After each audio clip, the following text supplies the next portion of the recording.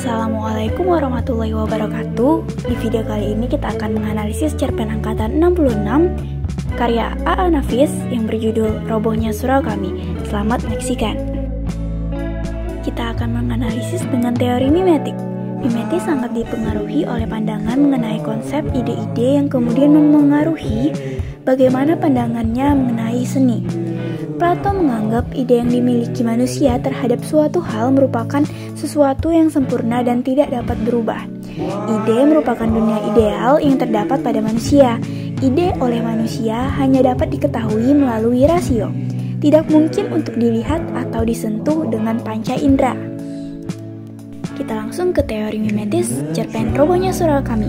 Elemen-elemen dalam cerpen ini sebenarnya merupakan satu unitas yang tak bisa dipisahkan.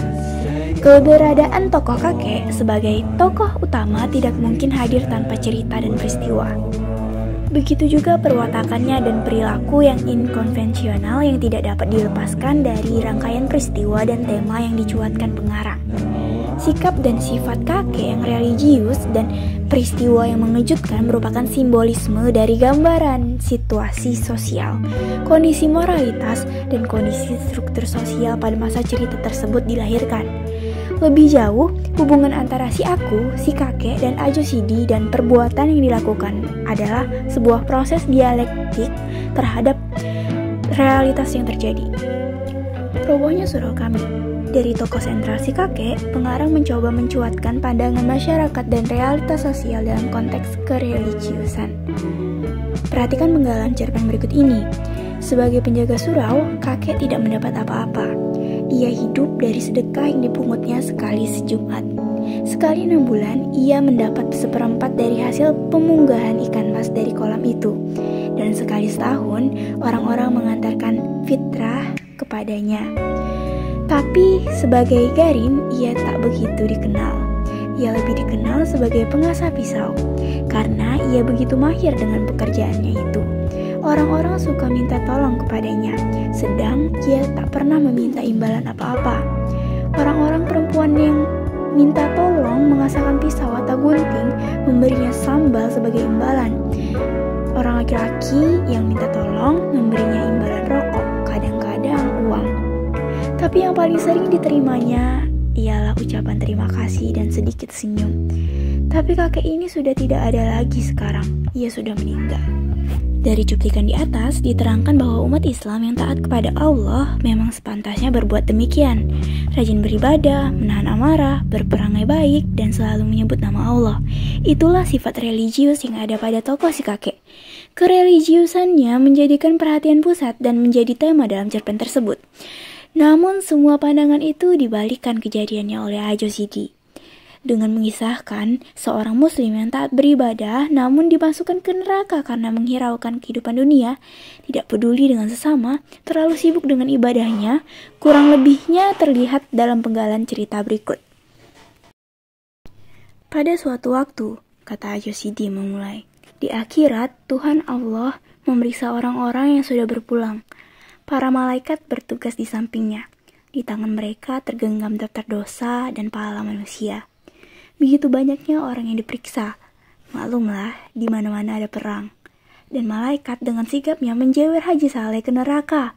Haji Saleh tidak mengerti kenapa ia dibawa ke neraka. Ia tak mengerti yang dikehendaki Tuhan daripadanya dan ia percaya Tuhan tidak silap.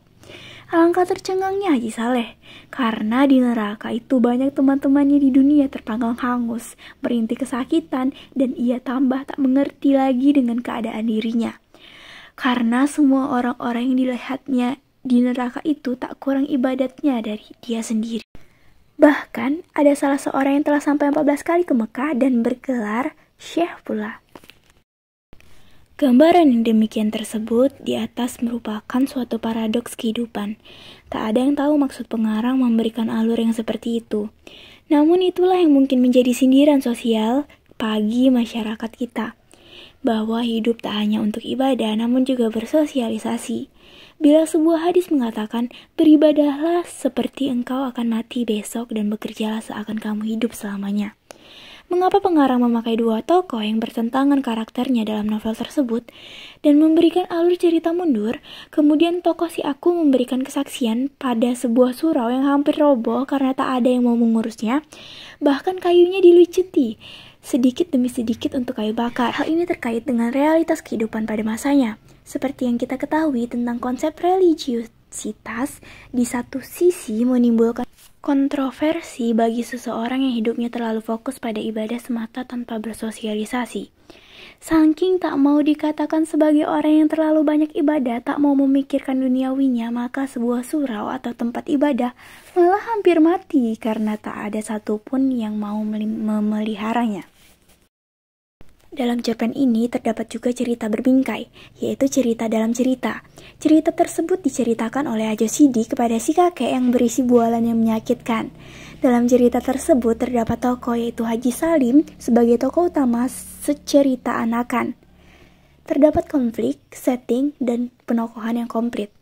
Cerita ini menjadi unik karena berisi dialog dengan Tuhan.